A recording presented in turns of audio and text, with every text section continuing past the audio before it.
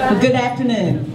My name is Marilyn Hummelstein, and I'm president of the St. Bernard's Development Foundation, and it's my privilege to get to say we're glad you're all here and welcome you here this afternoon.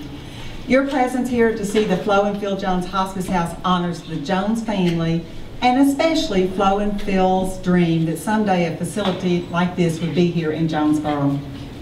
My staff and I have been very blessed to be involved with this project and are looking forward to when we will be able to welcome the first patients here and turn the keys over to Tammy.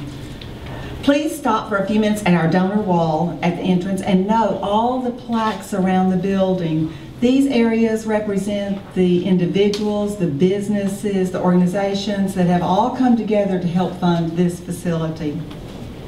St. Bernard's Hospice will need your ongoing support so we can continue our mission to serve all, regardless of their ability to pay. This is a community resource, and it is your hospice house. I'm going to tell you a little bit about the hospice house, and then Robert Jones is going to speak on behalf of the Jones family, as well as in his capacity as a member of the St. Bernard's Hospice Board.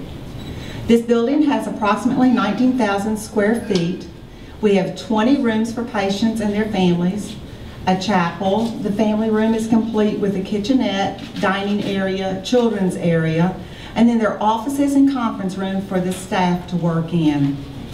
While we've worked hard to minimize the look, the feel, and the sounds of a traditional hospital setting, it will operate much like the medical center up the street, with all the safety, quality, and the high degree of customer service programs that you would expect in a 24-hour, 7-day-a-week program.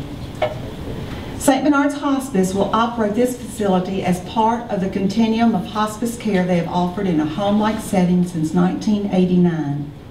Home-based hospice care will continue to be the primary setting for hospice, for most hospice care.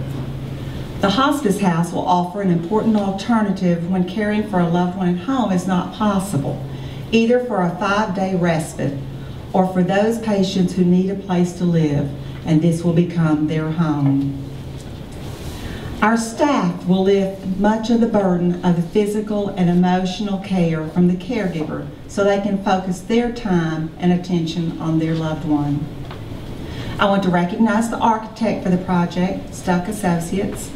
Our general contractor was Construction Network.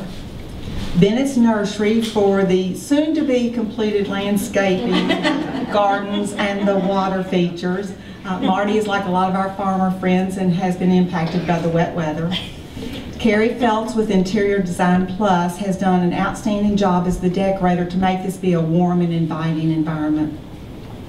And I want to thank our board chairman of the foundation, who is also chair of the campaign, Barry Ledbetter, for his leadership and dedication to this project. We're currently forming a new volunteer organization to help with support of the hospice house.